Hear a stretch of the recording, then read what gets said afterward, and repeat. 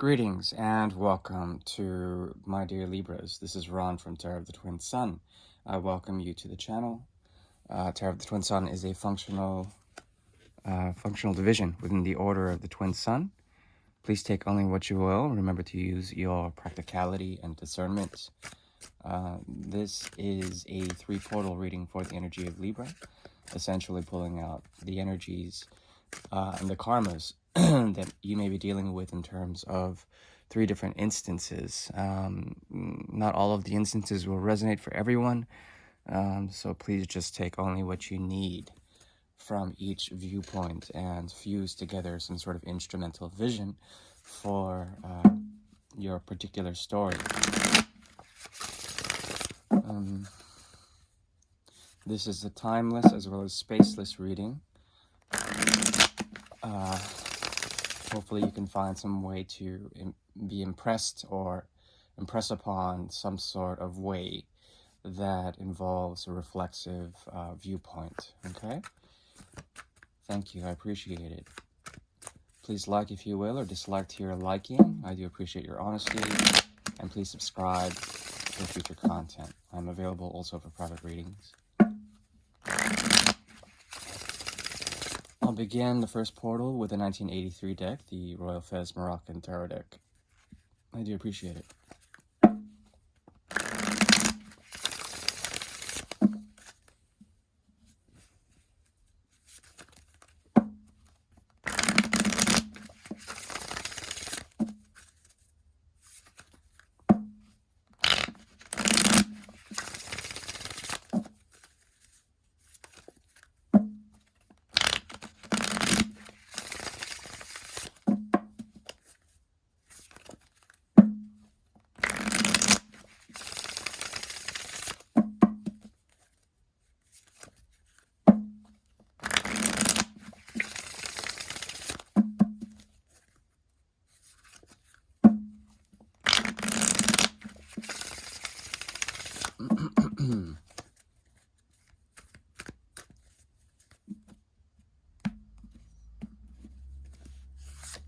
The first portal is open.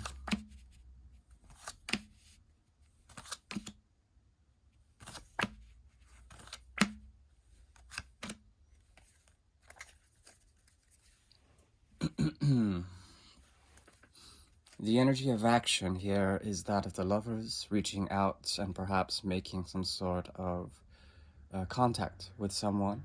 Excuse me. Maybe on the cards. And this has to do with also the energy of Sagittarius, Gemini, Mercury, and Jupiter strong, the expansion and the deliverance of certain ideas, certain ways of reaching out. But then, according to post-lapsarian or pre-lapsarian ideas, which is about lapsing, the sort of bridge from one period to the next of a knowedness, okay, of knowing, but then also before knowing, either before knowing or after knowing is here. And essentially this is a revival of energies that have to do with forbidden love or some sort of shame that involves expectation, something from the past resurfacing, the need to cast out something using the best discernment after knowing such a thing, okay? This is just an action. It's just a mode of being, a karma, okay? So that influence is strong. The need to essentially assert oneself, to hear the herald's call and be watched over. It's something that you're returning to, though. The 7, the 9. No, the 7 of Pentacles combined with the 8 of Cups in reverse, both in reverse. There's a sense of truth or a sense of that you may be affected by someone or something outside of yourself trying to influence your very thoughts, your very core truths, and truth might be meeting truth now. And of course, this is a sort of karma that has to do with knowing, okay? Knowing that comes with this sort of understanding that comes out of nowhere, it seems. Meaning that the activity with the past is strong, and any agents of the past may be trying to produce some sort of reckoning through their very thought. Their very thought calls in certain realities or certain feelings that may be revisited now, as well as things that have fallen apart with this agent, this person from the past. And there's temptation here, a great deal of temptation. But for the time being, and within the first portal, there is, in true fashion, the nature of Libra, that of Gemini as well, or that of Aquarius, the triplicity of air that is bound by their detachment, okay? Psychological barriers, or perhaps psychical barriers that protect you from the external world are here. And these are cycles of the mind, okay? You feel overburdened. You may feel overburdened with what's going on currently, what has gone on. And this is leading to, this is coming from a place of disempowerment through your 7th house with the energy of, of the Emperor here in reverse. Plus, this indicates Capricorn, the 10th house in reverse. Plus, it indicates also the energy of Taurus. Meaning that there's either a Saturnine or Venusian sort of reversal here, disempowerment, the inability to really sort of do something, okay? But I wouldn't say that you are in a mode of stagnation. No, that's the least bit. There's an element of hard work, and there's something very mercurial that is also influencing your state of mind that activates the 3rd house, the need to speak. You still have that option, but it is from a place of psychic protection. It is a place that is sort of holy or sanctified. There's a sanctification here that has to do with the release of power, but also the need to situate your 7th house to move forward with the Fool or Emperor's energy. Okay, and that is the secret of Libra, is that it is actually motivated by cardinal energy. There's a great deal that likens it to Aries, and with that axis, the axis of war emerges, but you are protected here.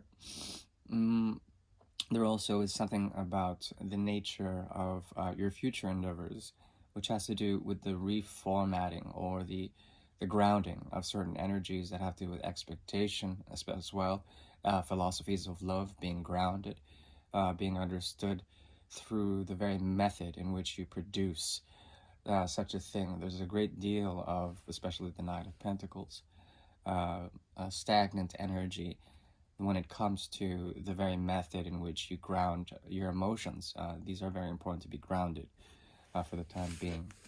That is what I'm seeing for the first portal. Very beautiful deck. We shall move forward. Get a quick shuffle. That portal is closed.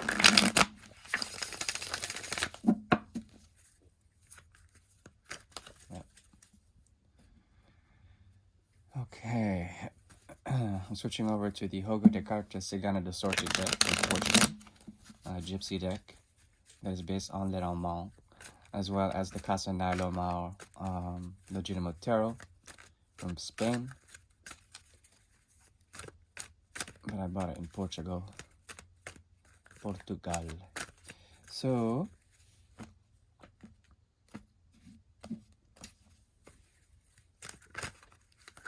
this has to do with the sign, this portal, the sign, the semiotic, that which emerges as a telltale something here.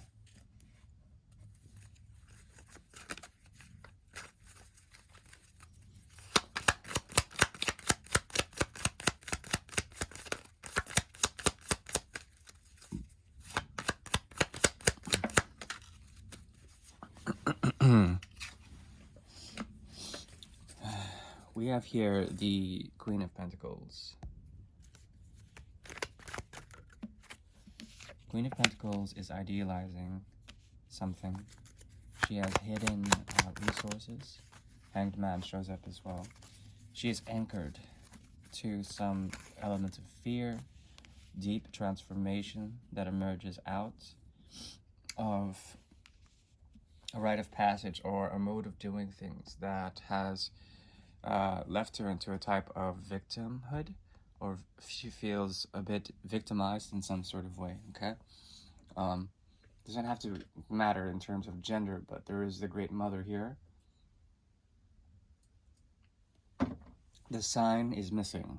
And it's something that you may be trying to idealize. There's something about someone playing a victim outside of you, okay? If you are the queen,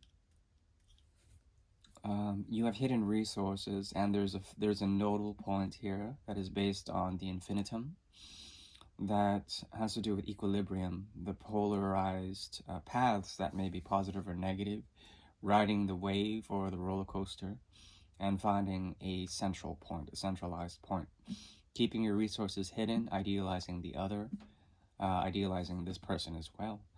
But there we have it. There's a sign here that has to do with humanity in general, and you are trying to root yourself in terms of your path when it comes to realisms or reality. There's something also about the starvation of Venus in Taurus, its exaltation or its home within Taurus. There's something about it also that talks about not being able to materialize or find the right craft or the medium in which to produce your Venusian efforts in a Taurian way.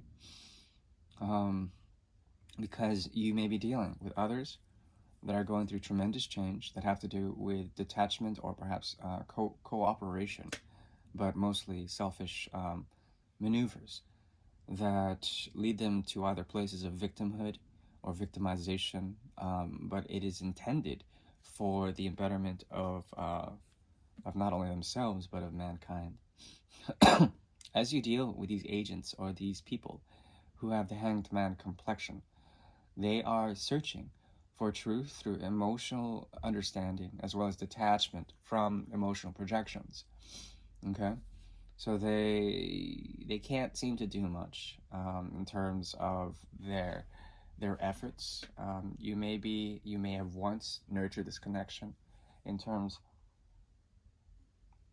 of outright idealizations of how to be practical about the connection, or possibly about secondary motivations that you have maybe priven to.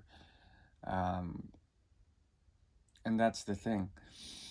There's something about this queen in particular, and this can be you or someone else, and you can be the hanged man as well, that has lost something of their grace, not in a very negative way. It's just a matter of really letting go of some of the more pleasure-based expectations that have to do with pleasure within reality, pleasure within the materiality of things, okay? And this is being sort of reckoned with. There is an anchor that extends from the queen's barge, the sail barge, that does not allow her to explore further horizons. And because of such, communication is mixed with pleasure, but then there's an element of possibly fear of communication, something of the unknown, trying to find perspective, but then not being able to do so, okay? That is the energy of the queen, the essence of the queen of Pentacles in reverse. Great stagnation, as well as trying to find stability, okay? Keyword is stability. I would say that within this reading, there is perhaps the influence of not finding that which would be reasonable. There has to be a bit of faith within the operations of this queen as well, within the hanged man. And the horizon that both of you may be searching for is distant, but it still is possibly reachable. For the month of January, it seems very very unreasonable. Okay. Pardon. Excuse me. Just clearing my throat. Morning throat. Allergies and the desert air. Lots of Saturn sort of weighing down upon my readings lately. I apologize. We're switching over to the 1890 deck. This is a deck. This is a deck that is 130 years old, and we'll go ahead and get started. The second portal is closed. Third portal is now opening. Seventh house is open.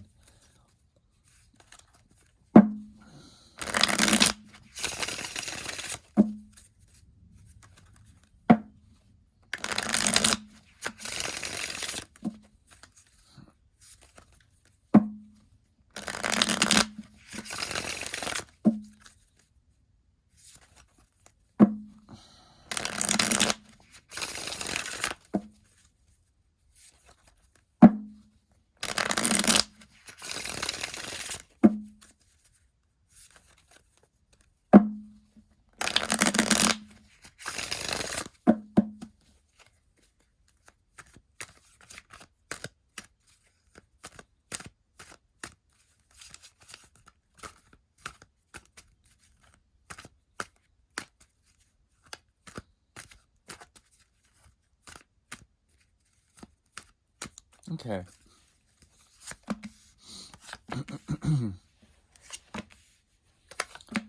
There's something that is, excuse me, that may be pulling you back in terms of things that, this has to do with essentially the carrier, okay? Something that is being delivered from one person to another. It not being the hinge, it not being necessary, this offer. But it is something that would propel you either into the future or into the past. There's a strong inclination for you to situate yourself and to make peace through action, okay? Make transformation occur through an element of faith that is found through the energy of your seventh house. The thing is that the offer is not good enough. Whoever this person is, could be a friend, it could be a lover from the past or a lover from the future.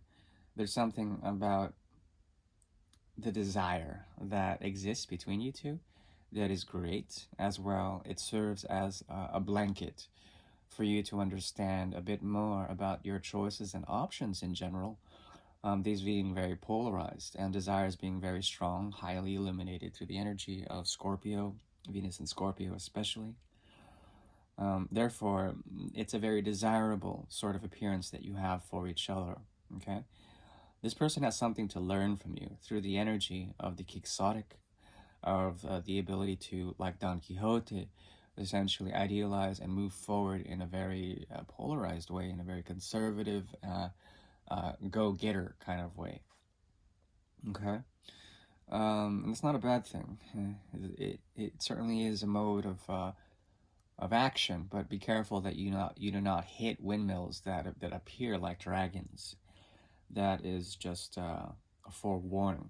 The desires are strong within this connection, and this person is idealizing shaping something while their true motivation is based on the reckoning of a past memory, a memory that is based on either their own foibles or some sort of father complex that has to do with provision as well as giving in some sort of way, giving to children.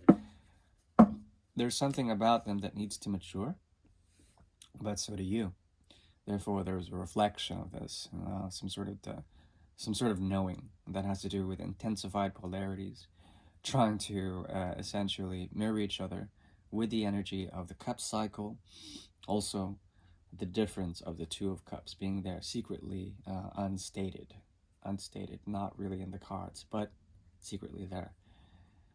This Two of Cups, they would easily convert. Okay, there's something about them that is very expansive. They want to Um, they want to heal something here. On your end, also you do as well, but it's more through the realm of escapism, very strongly so. Something about you needs to travel. It needs to also let loose things from the past, especially cup cycles, especially modes of thinking that have left you in states of either despair or of being wrought with thinking, overwrought. Here, what is emerging through the incidental level is an ability to let loose, ways of really being, I would say, grounded, but also um, there's something about this person letting loose, I would say, more than you. Excuse me. And there also is a type of fortress that is being opened up. The gates are being opened in some sort of way. There's a hand, a mysterious hand of fate here that is being activated, but it also is rebellious. It is going against the status quo of things. That's what I'm seeing. Which can lead to a variant number of things. Either it could work, it could also not work. Look what happened to Romeo and Juliet, when the twist of fate essentially leads things to collate, to correlate in a very negative way, leading to the death of lovers. I mean, that's just a possibility. Let's not be so bleak. There is an element of healing here that has to do with open doors. Also, there is something about you that causes a great deal of fear for this person. Also, they reflect this, and that there's something about them that is very Aquarian in nature, or perhaps Sagittarian in nature. The movement from the 9th to the 11th is strong. They externalize certain things and embody Capricorn energy, thinking that hard work would do them right, good justice, or something like that. What I'm seeing here is an element of from the 9 to the 0, from the 1 to the 8 to the 9, 0. Very intensified ways of escapism, as well as running away from fears, understanding things through moon cycles, especially with the very recent moon in Capricorn, that is illuminating something about your unconditional loyalty to some things that are very secret that they would never know. But this causing a great deal of fear for them, because they may have the inkling of knowing this. There's something about them, if they are a past person, about them leaving or extricating themselves from a situation, that they know that karma is coming for them, that they know that there is a possibility of some sort of reckoning. But there we have it. Some sort of mutual desire, very strong, doors open, the need for you to assert some sort of connection or loyalty through the energy of the moon, through the loyalty that the moon brings as well, the loyalty of the Great Mother, illuminated by the Great Father outside. There is something also about the complexion of the dark moon versus the light moon. If you do enough moon gazing, you will understand more about this connection and some of the drives that you have here, and some of the more hidden motivations of you trying to extricate yourself out of situations such as this. There's truth to be found by moon gazing. That is what I see. This will take quite a great deal of energy and restlessness for you to understand the need to release or purge out such a connection if it's necessary. Otherwise, this person means well, I would say, and there's something about them that is innocent in a way. But like I said, that movement from the 9th to the 10th to the 11th is strong here. Well, you have more a movement from the 1st to the 2nd, or perhaps the 1st to the 4th. 1, 2, 3, 4.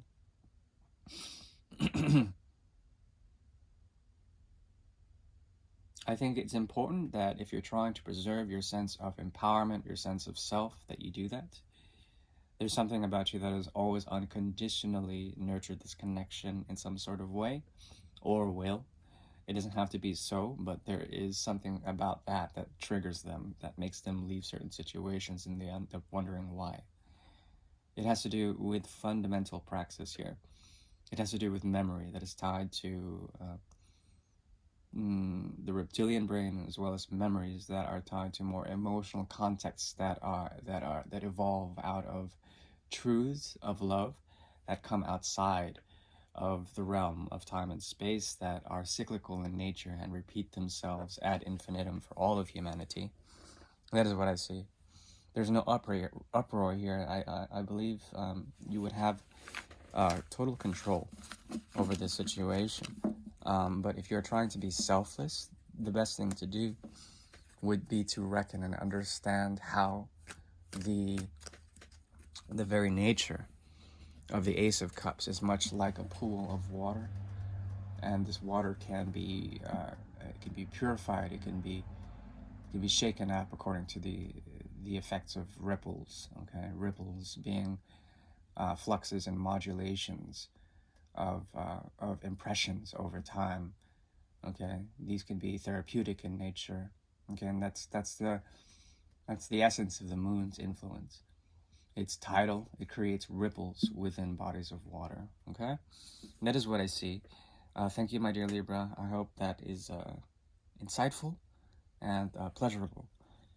Please take what you will. I also am available for private readings. Thank you. Bye.